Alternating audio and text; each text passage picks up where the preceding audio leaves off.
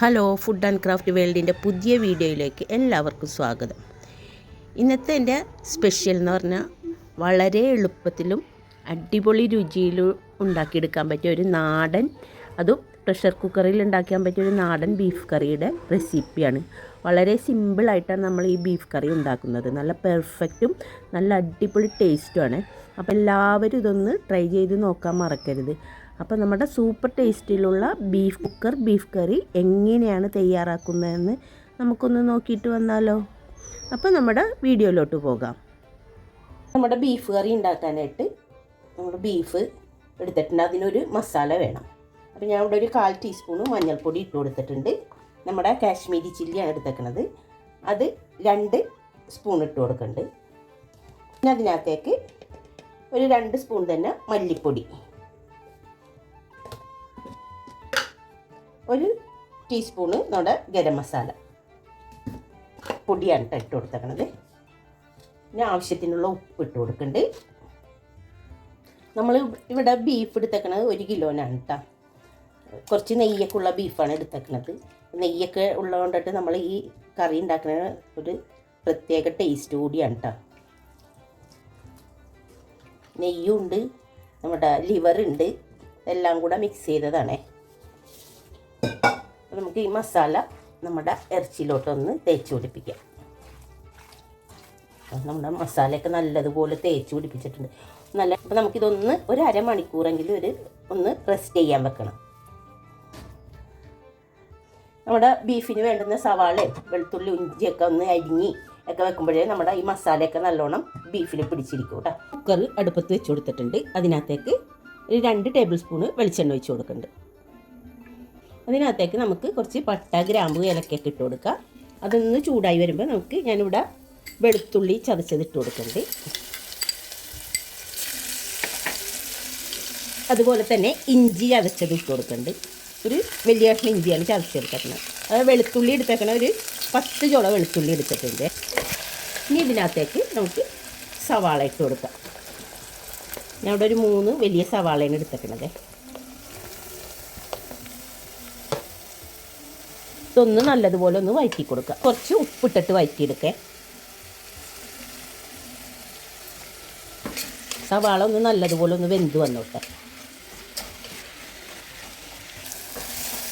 നമ്മുടെ സവാളയൊക്കെ ഒന്ന് നല്ലതുപോലെ ഒന്ന് വഴന്ന് വന്നിട്ടുണ്ട്. നമ്മളിങ്ങനെ ഉണ്ടാക്കുന്നത് നല്ല ടേസ്റ്റുമാണ്. പെട്ടെന്ന് ഉണ്ടാക്കിയെടുക്കാൻ പറ്റിയ നല്ലൊരു അടിപൊളി കറിയാണ് കേട്ടോ നമ്മുടെ ഈ ബീഫ് കറി.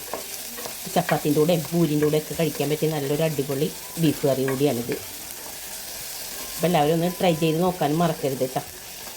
പെട്ടെന്ന് ഉണ്ടാക്കിയെടുക്കാം. നമ്മുടെ സവാളയൊക്കെ ഒന്ന് നല്ലതുപോലെ ഒന്ന് വഴന്നിട്ടുണ്ട്. ഇനി ഇതിനകത്തേക്ക് നമ്മൾ മസാലയൊക്കെ ആക്കി വെച്ചേക്കണ ബീഫ് ഇട്ട് കൊടുക്കാം.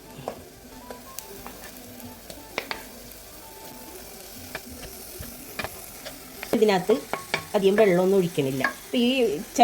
ഇപ്പോൾ മസാല എടുത്തേക്കണ അതിൽ തന്നെ കുറച്ച് വെള്ളം ഒഴിച്ച് വെച്ചാൽ മതിയേ. ആ വെള്ളം ഇതണ്ട കുറച്ചുള്ളൂ. ഈ വെള്ളം ഒഴിച്ച് വെച്ചാൽ മതി. നമുക്ക്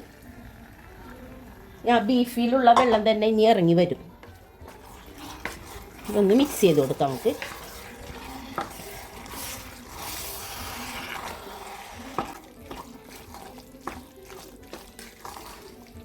നമ്മൾ ഇതിനകത്ത് എരിവിനായിട്ടൊന്നും ചേർത്തിട്ടില്ല. നമ്മുടെ കാശ്മീരി ചില്ലിയാണ് ചേർത്തത്. ഇതിനകത്ത് എരിവിന് ചേർത്തണം നമ്മൾ കുരുമുളകാണ് കേട്ടോ. അപ്പോൾ അത് ലാസ്റ്റേ ചേർത്തുള്ളൂ. ഇതിനകത്തേക്ക് ഒരു വലിയ തക്കാളി ചെറുതായിട്ട് കട്ട് ചെയ്തത് ഇട്ട് കൊടുക്കുന്നുണ്ട്. കുറച്ച് മല്ലിയിലയും കൂടെ ഇട്ട് കൊടുക്കാം. എന്നിട്ട് നമുക്കിതൊന്ന് അടച്ചു വെച്ചിട്ട് ഒരു 3 വിസിൽ വന്നാൽ മതിയേ.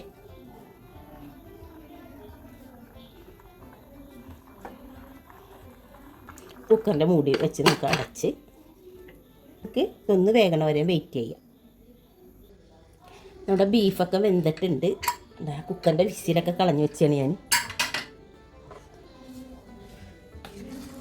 തുറക്കുമ്പോൾ തന്നെ അടിപൊളി മണമാണ്. ആ വെള്ളം അത്രയും വെള്ളത്തിൽ കിടന്നിട്ടാണ് ഇത് വെന്തക്കണത്.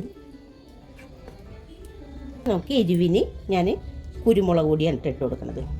അത് ഒരു ചെറിയ സ്പൂണിലാണ് ഇട്ട് കൊടുക്കുന്നത്. നല്ല എരിവുള്ള കുരുമുളക് പൊടിയാണ്. പിന്നെ കുറച്ച് ഗരം മസാലപ്പൊടി.